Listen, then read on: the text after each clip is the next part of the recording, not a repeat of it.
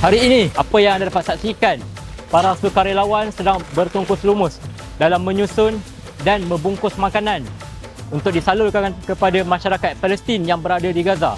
Bantuan ini akan disalurkan melalui jalan darat. Apa yang anda lihat di sini bukanlah daripada hasil satu sumbangan yang besar. Akan tetapi RM10, RM20 dan RM50 yang anda salurkan dengan begitu ikhlas.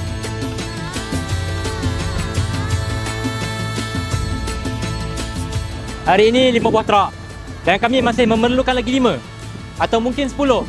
Kesemua ini adalah untuk mendapatkan manfaat bagi mereka yang ada di Gaza. Terima kasih buat para menyumbang yang menyumbang kepada kami. Inilah bantuan yang kami salurkan kepada masyarakat di Gaza melalui jalan darat. Dan insya-Allah bantuan ini akan sampai terus kepada mereka di sana.